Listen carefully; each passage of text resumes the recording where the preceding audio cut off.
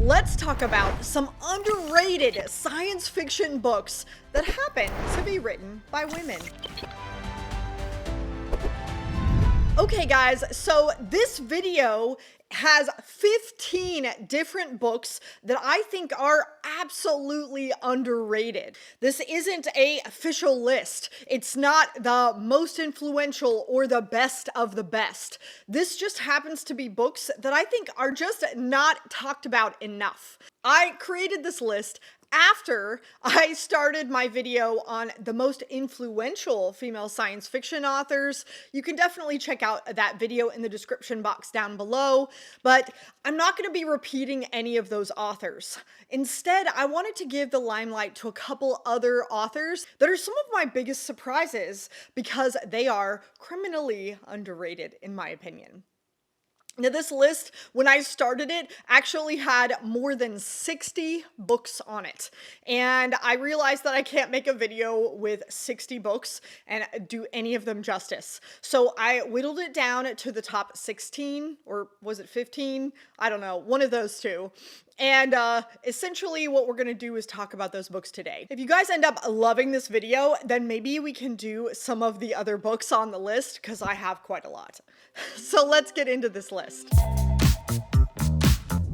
In absolutely no particular order, the first book we're going to talk about is a tried and true love of mine, and this is the book Grass by Sherry Tepper. This is the first of a trilogy of books in the Arbai trilogy. And I've heard the second book is much better than the first, which makes me very excited. This book is kind of a weird combination between like the themes of Dune with the writing of Robin Hobb, so I don't know if that sells you on it, but definitely recommended. This book follows Marjorie, our main character who is sent from Earth to investigate the backwater planet of Grass, who is somehow immune to the deadly plague that is spreading throughout the galaxy. Millions of planets and people are infected, but for some reason, this planet is not.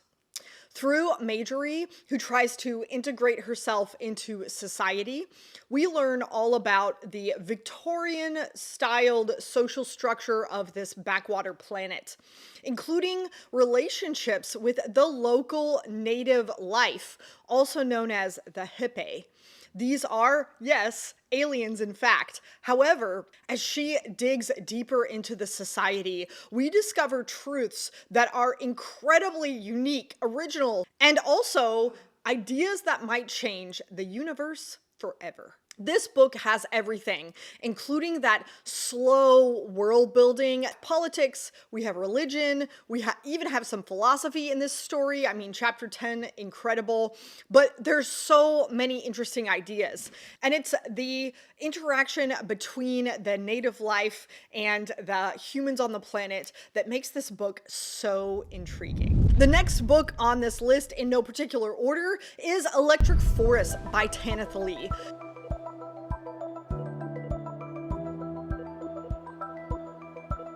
This book is one of the biggest hidden gems on this list. I was mind blown by this book. It is not what it appears to be. And it's a standalone, so it's highly recommended. All right, so check this out. In this book, we meet Magdala, a woman who is born crippled and deformed in a society where most people's genetics are made perfect in the womb. However, Magdala wasn't, and she is very much rejected in this society. It's a very harsh society. But she is offered the golden opportunity of swapping bodies and having a perfect woman's body. The problem is the woman already exists, and she's offered this deal by her husband for maybe nefarious reasons. The price that she has to pay for accepting this woman's life is to help her husband trap the wife into his plans. But Magdala, in accepting this role, ends up also meeting the woman herself and ends up in this tug of war in between these two feuding lovers. And nobody really knows who to believe or who they can trust. However, what made this book chef's kiss perfection is the last chapter of the story, which turns everything on its head and makes you want to immediately reread the whole story. This one was fun and twisty and initially started feeling a little bit YA or young adult, but actually gets into some really incredible deeper themes. If you haven't read this one, definitely pick this up. Do yourself a favor. It's incredible. This book is a masterwork. Next on the list is going to be Many Colored Land by Julian May. This is one of 4 of the Pliocene exile. This book takes place in a world where the upstarts of future Earth are sent through a one-way portal back to the Pliocene era of Earth. And of course, it's one way, so they can never return. However, unknown to the future humans, there are 2 alien races who are enslaving these time-traveling humans, and they're waiting on the other end of the portal, especially for our main character, Brian, to whom this is happening. And he is on the run and eventually enslaved by one of these alien races. However, as he's discovering more and more about the world, he finds out that simply freeing himself isn't going to be enough. The whole world and the whole system needs an overhaul. However, it might take a whole 4 books to see if we can really do that. But this first book was intriguing, and the world building was very unique to be both future and past. And this is one that I think is often forgotten about. It's often a cult classic, but not a lot of people talk about it. So I would definitely recommend picking it up if you want something that feels very epic and fantastical, but it's still very science fiction. Next on the list is going to be Fool's War by Sarah Zettel.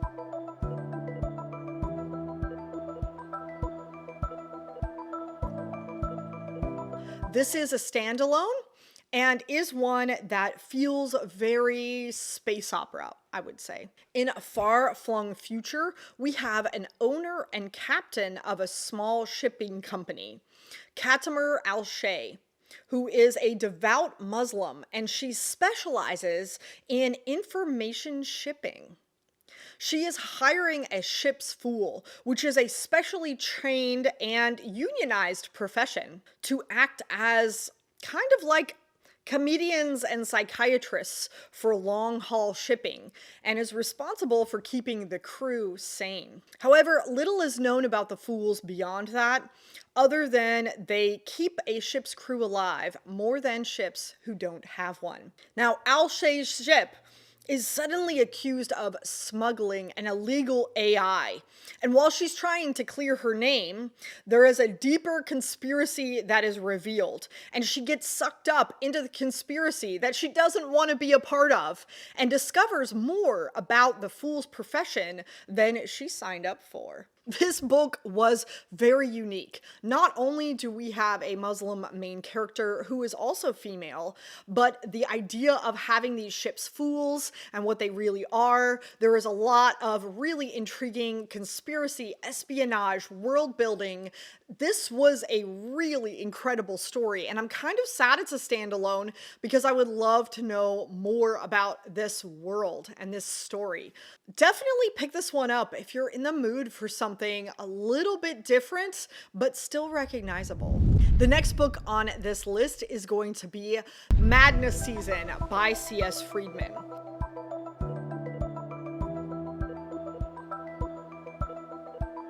This is a standalone, and I will say any book by C.S. Friedman could be on this list. I just happen to not hear a lot of people talking about Madness Season as much as some of her other books, so I'm going to put this one here. Earth has been conquered by aliens for many generations, and humans are used as their slaves of the reptilian tier. And they have very cleverly cold resistance by taking the best, the brightest, the smartest, the cleverest humans and sterilizing them and shipping them off planet. So this leaves the population kind of stuck in its ways. And in this particular story, we follow a man named Datron, who is both human and a vampire. He has been hiding in plain sight for a while, and suddenly the Tier are on his trail. He is terrified to be captured by them. Not only will they likely ship him off planet, but they will recognize him for what he is. Now, this book does have a tone change right in the middle of the book after they leave planet Earth. Don't worry, it's not a spoiler, but I will tell you that we focus on heavy themes of self-acceptance as well as coming back around to get a very satisfying ending. This story was incredible. It had a lot of inklings that I recognize from other stories in science fiction, but it's definitely uniquely its own tale. And I really feel that with C.S. Friedman. She obviously had some very recognizable influences, but she makes them her own. This is one that I think really deserves a lot more hype. Next on the list, we have Dream Ships by Melissa Scott. This is the first of a duology.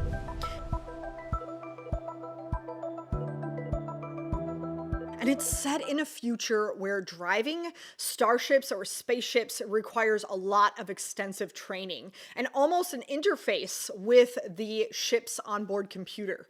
This requires kind of developing and manipulating your own VR world inside your head so then you can appropriately communicate with the ship. And this story follows Duran, a female starship pilot who at the beginning of the story gets hired by a rich woman who is going out to fetch her long-lost brother. And he is several systems away. This seems like a great payday and an easy job, so Duran takes it. However, as soon as she gets on the ship, all of a sudden the captain rolls out this new, very sophisticated AI interface that she's supposed to test out. And then all of a sudden, the ship keeps getting attacked. For such a simple mission, this starts getting more and more complicated. Clearly, things aren't what they appear. I have to say the idea of this VR interface made it feel a little bit like an early cyberpunk type story, but without all the depression and the drugs. I really had a fun time with this story. I was very surprised, and I can't wait to pick up the second book in the series. I'm really interested in this. I don't understand why we're not talking a whole lot more about Melissa Scott's writing. The next book on the list is going to be Survival by Julie Czerneda.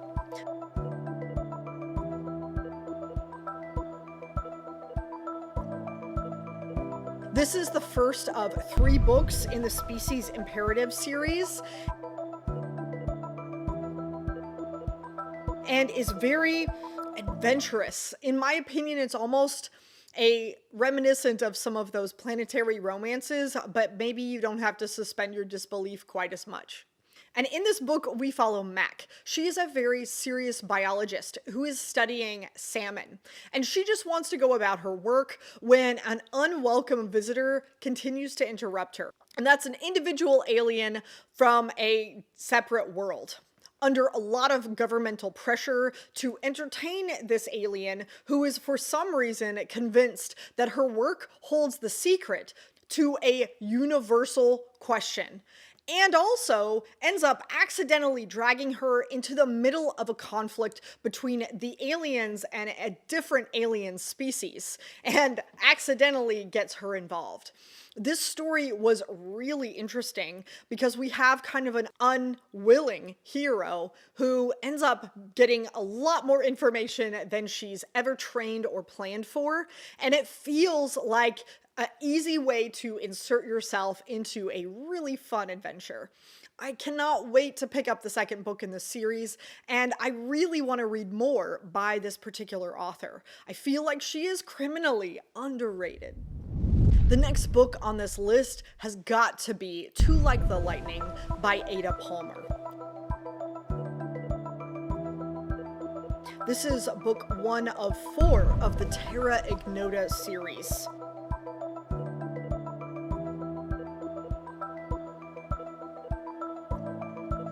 And is a near utopian society. In it, we follow a man named Mycroft, who is a rehabilitated convict. And as part of his rehabilitation, he records a record.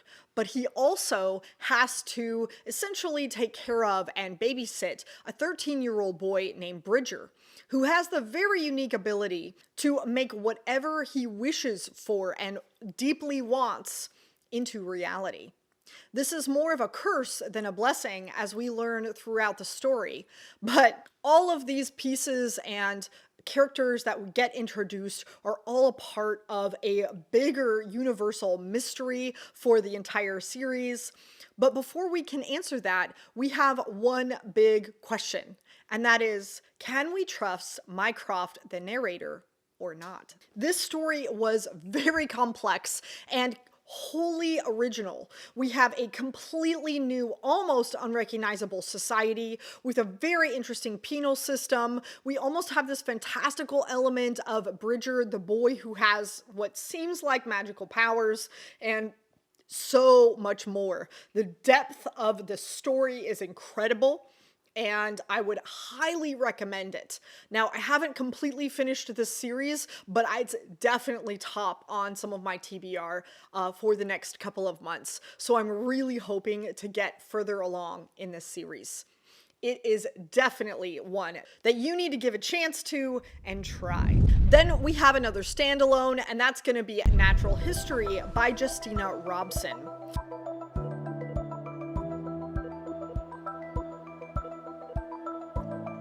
This is a little bit of a hard sci-fi space opera type story, but is a standalone. This story takes place in a very far-flung future where we have a half cyborg, half human main character.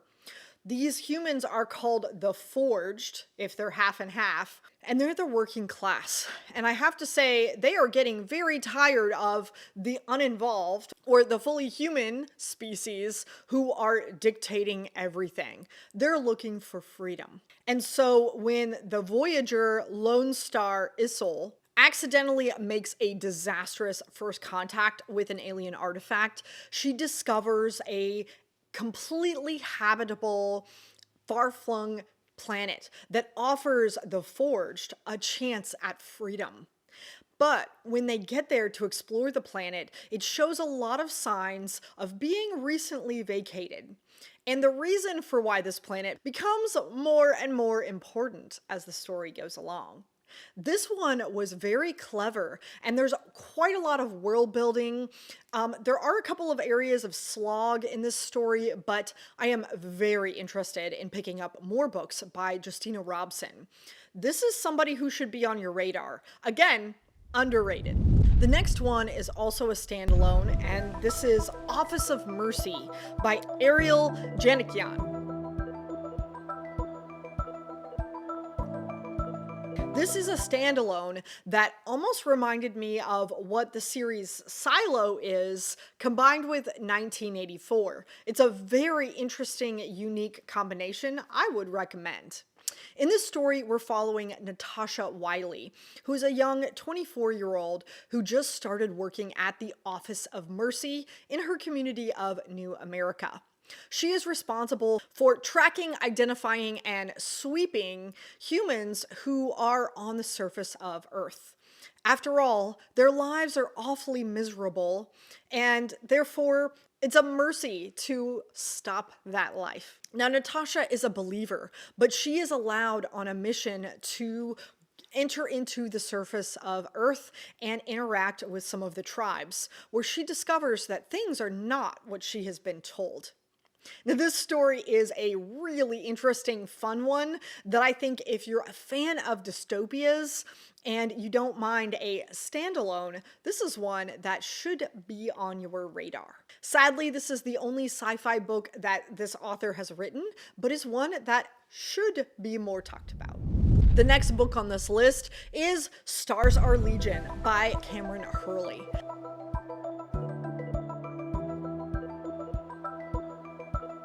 This book is just as unique and mucus-filled and really weird as some of China Miéville's work. So I would say that if you're a fan of China's work, you should consider picking up Stars Are Legion.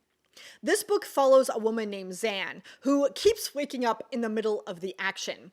She is told that she is the only person who is able to get past the automatic defenses of a ship that is not too far off. It is a derelict ship that is completely abandoned, and yet the active defense system doesn't let anyone else but Zan get near it. However, even Zan keeps not being able to make it. We also have this pressure put on her by her mother, who is the leader of this biological ship, and revealing that the ship itself is starting to decay. They need more and more space and the technology that the ship across the way represents. The mother is also trying to use Zan as a pawn in her schemes, all while Jade, her lover, is trying to pull her in a different direction and get her to run away. We also have Zan going slowly more and more into the depth of this conflict as we descend into the levels of this ship. This is one of the most mucus-filled stories I've ever read. It is a very unique, very different community than I have ever read before, and definitely needs to be more talked about on BookTube. If you haven't read it, definitely do yourself a favor and pick it up. Next, we have to talk about Infomocracy by Malcolm Older. This is one of a trilogy of 3 books in the Infomocracy series.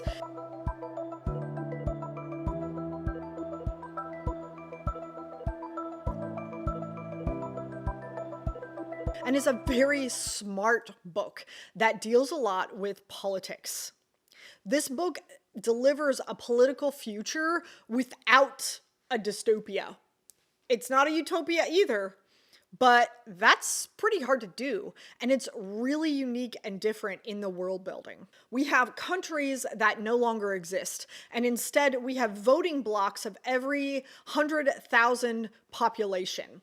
And within those voting blocks, they actually get the government that they vote for. So the government actually changes every small area of the world. So it's a very unique, abnormal place. And there is a global election that's coming up where every member of each population is supposed to vote and will actually change your outcome. Remember that if you're unhappy with the outcome of the election, that happens every 5 years, you can always just move. Now, we follow the tensions of the election coming up through various characters. For Ken, he is an idealistic believer, and he is hoping that his party, Policy First, ends up winning for his section. He is hoping for a global majority, meaning that most of the sections of 10,000 blocks of people end up voting, and whichever global majority party ends up getting the most power for the next 5 years. While Ken is campaigning, we also follow Domain, who is a power-hungry politician who is trying to delude the masses into staying and believing in their party. We also follow Mishma, a very dangerous information agent. Information represents the truth of the internet that every citizen has access to, and yet nobody seems to care. These three people end up entangled in quite a mess while the story takes us through the first 2 weeks of the election. This story is really interesting, and if you feel a little bit overwhelmed by politics, don't. Other than the first couple of sections while we're world building in this story, this is an easy to follow, fun adventure that is really well done. Next, I want to talk about Starfarer by Vonda McIntyre. This is book 1 of 4 in the Starfarer series. Now, I could technically put her award-winning book Dreamsnake here, but I think more people will probably relate to Starfarer than they would Dreamsnake. In Starfarer, we follow Victoria and her science colleagues as they're assigned to an interstellar ship called Starfarer. Now, this ship is being designed for deep space exploration and research, and they're trying to look for other intelligent life in the universe. All the scientists who are being transferred to this ship get very excited when, unfortunately, their funding is suddenly cut, and several countries begin to pull out. Because politics is what it is, Senate is deciding whether or not they want to arm the ship and make it a war-mongering ship, or if they want to scrap the whole thing. And so the scientists left on the ship decide that they have to take matters into their own hands. This first part of the book is really tongue-in-cheek about how good science and breakthroughs in that field are really dependent on things like funding. Don't worry, this particular theme is only in the first book of this particular series, but this series is so fun, it's so interesting, and you can tell Vonda McIntyre is a scientist herself. Next, we have Moxieland by Lauren Buekes.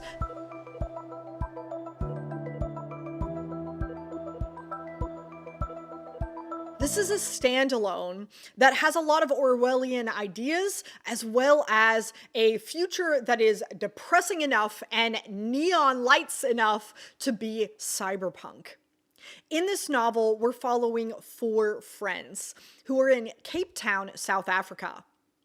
Now, each of these 4 friends are particularly flawed. Some of them are dealing with an addictive branding sponsorship or genetically modified art. We even have corporate government-like structures that rule by video games. There are so many depressing and flawed aspects of these characters, and yet each of them are going to play a very big role in the future of this world. The world building on this one is incredibly bleak, but almost unforgettable. I really loved this one so much more than a lot of other cyberpunk books that I've read, and definitely is one that deserves to be on your list. Next, we have the book Floating Worlds by Cecilia Howard.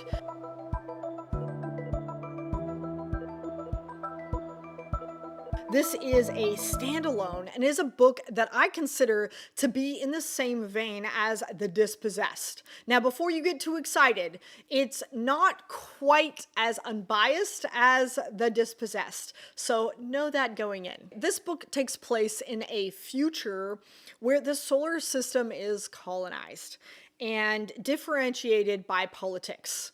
So, for example, Earth is full of anarchists. We also have the Moon, which is fascist, the Mars, which is capitalist, and then we even have the outer planets, who are ruled by the barbaric Stilths, whose warrior culture values honor and violence above all else. Now, we follow a character from Earth named Paula Mendoza. She is an anarchist who is voluntold that she's going to join a committee that is trying to broker peace between Earth and the Stilths. However, while negotiations go very well thanks to Paula, she ends up being traded in the deal to the Stilths. While she is trying to survive there with her newly minted husband, but as she goes along and influences galactic politics using that newfound power, she discovers some truths along the way. Can she stick to her principles, even if it means no survival? And is she going to doom the population to those principles? There is a lot to love in this story, and it was very well written. While no one can be up to the prose of Ursula Le Guin and The Dispossessed, I really think that people out there who love The Dispossessed might really enjoy this female perspective story. The last one on the list that is not a favorite of mine, but also something that I haven't heard a whole lot of people talk about, is Tomorrow's Kin by Nancy Kress. This is the first of a trilogy called Yesterday's Kin. This is a book that deals with first contact by aliens, but it's also one that reminds me a lot of Spin because it is a family drama, personal, interrelated drama character arc story with the backdrop of science fiction rather than with science fiction being on the forefront. In this story, first contact has kind of already happened. The aliens are all on their ship in Washington and they're demanding to speak to NATO. Because they are not able to handle our atmosphere, they stay inside the ship and expect us to come to them. We follow Dr. Marion Jenner, who is kind of an obscure scientist who is chosen to be a part of the First Contact team. We learn a lot about the First Contact as it's happening, but she also reflects on her relationship with her grown adult children. This story is a really interesting one, but definitely doesn't focus on the aliens as much as on the interfamilial drama between Dr. Marion and her family. And that does it for all 16 underrated science fiction books that happen to be written by women.